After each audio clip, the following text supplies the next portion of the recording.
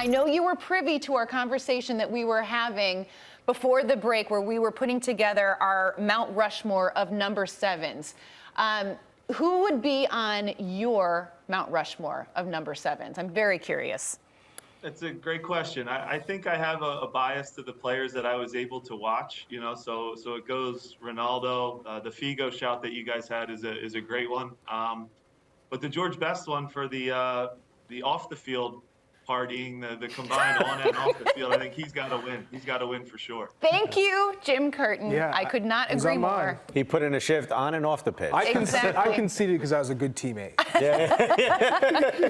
Well, Jim, it's always great to see you. Congrats on the 2-0 win over Nashville yesterday. That is not an easy place to get a result, and you guys needed this win. How did you get it done? Yeah, look, it wasn't the beautiful game. It was basically organized fighting. You know, Nashville's a very physical team. They're well organized and are well coached. And they're, with Mukhtar, you know, for me, the best player in the league so far this season. So it was a hard-fought battle. We were a little bit undermanned and you know, missing a few key players. But that's when my group kind of tends to play its best. And the last thing I said to them before we went out on the field was, play like we have nothing to lose. That's when this group is at their best. That's when we're loose. And I thought that they did that and made it hard on Nashville, who, look, they had some chances. We had some chances. And a lot of guys got red cards. Hey, Jim, in the pregame, you anticipated that you were going to rotate a little bit. Were there any standout performances from some of the guys that don't get that many minutes? Bueno, Jesus Bueno, man, what a game. To play 114 minutes or 115 minutes, whatever it wound up being, in about 95-degree heat with humidity and push and still be sprinting at the end of the game. A good young Venezuelan player that's been with us for a little while that hasn't gotten maybe the minutes because he has Jose Martinez in front of him, but to step in and have the performance that he did great. Quinn Sullivan gave us a great run up top and then was very close to scoring a couple goals. And I thought overall, you know, a true team effort. We were hard to play against. And like you guys mentioned, a big win at this point of the season. You've really been able to steadily move up the Eastern Conference table. But I want to talk about what happened yesterday with the U.S. men's national team and your former assistant, BJ Callaghan. Can you talk about what he's been able to do and how you felt watching him along the way? Yeah, first, Charlie, the thing I was most proud of was last night in the press conference. If you noticed, it's a subtle thing, but now put my coach hat on and having worked with BJ, it was great to see. You know, he when the team won and had success, he gave credit to the players and his staff and everybody else. And when he lost, it was as simple as he took the blame, man, which is a really lost art, I think, right now in professional sports or business or whatever it might be. So BJ's a great friend. He's a great coach. He's a guy that I think has done an amazing job. Look, when it goes to penalty kicks, anything can happen. But to see him now make hard decisions in games, to adjust tactically, I knew he was going to do well. You know, maybe not the biggest household name, but I had worked with him a lot. And anybody who asked me, I wasn't surprised with the success that he had initially.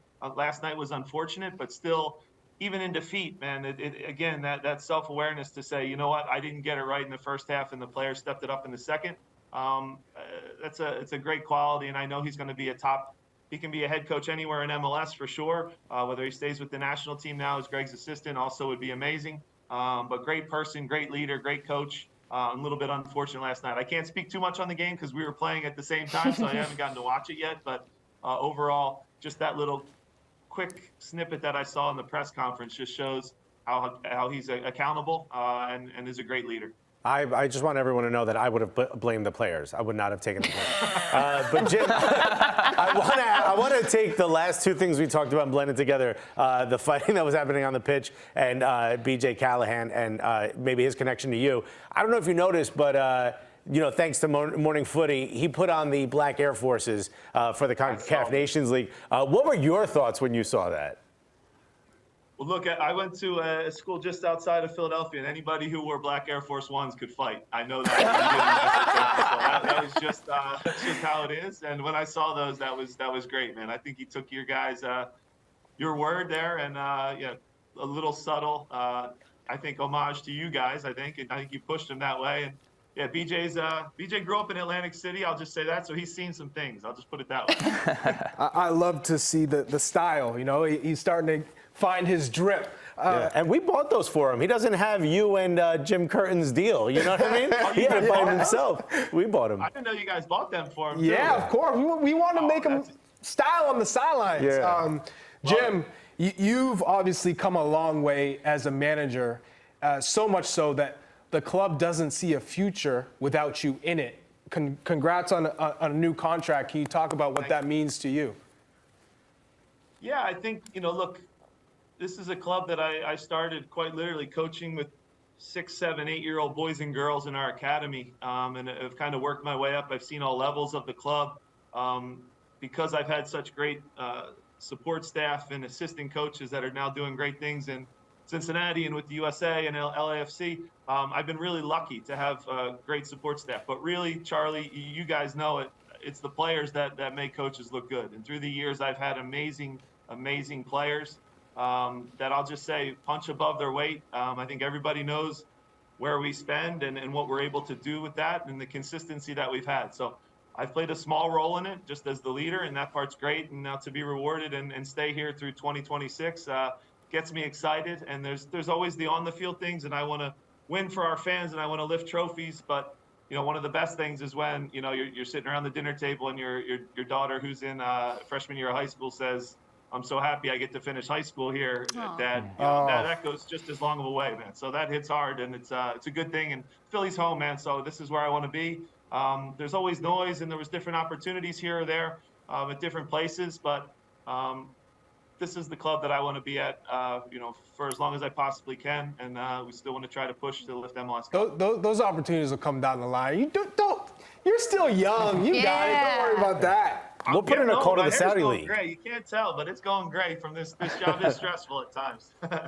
Jim, congratulations. That's awesome to see, and I think some of the plaudits that you've got is player management.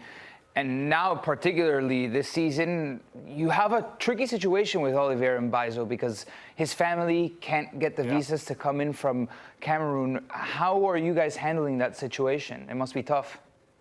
Yeah, so, the article comes out, and then it's natural, right? We're in a transfer window. It just opened. He just got the bad news that his wife and child won't be allowed into the country again.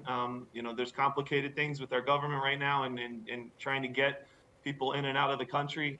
That's not a Philadelphia Union issue. That's a United States issue right now. So, there is the human side of things. Look, Olivier's talent, I've said it to you guys before, he is French League One talent. He can play anywhere in the world. He's involved in transfer rumors all the time because he's such a great player. He's a great kid, and, he's in a tough situation now where, he's been away from his family for years, and that's not easy. So there is the human element. Look, make no mistake, and please understand, this wasn't a situation where he's kicking down my door saying, "Get me out of here," kind of thing. It's just something that now we have to open up and explore because I'll just say family is bigger than this game, and that should always come first. So we'll try to find a solution that makes sense for both sides. The perfect solution is to get his family into the country, and he's here in Philadelphia, and that's still a possibility that we'll work towards. But he just got bad news, and it's not coincidental now that the stuff starts to leak out after that happens. So the tough part of the game for sure, but we're certainly a better team when Olivier's with us. Oh, well said, Jim. We always love talking to you. This is your second appearance on Morning Footy. When are we getting you in person in studio in Stamford, Connecticut? When can we make that happen?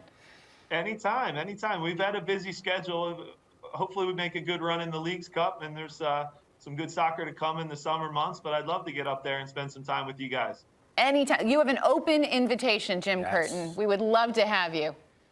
Appreciate that. Thank you for everything, See some of those new kicks. I know, exactly. And, you'll definitely bring the fire Wear a loud shirt. with the snakes.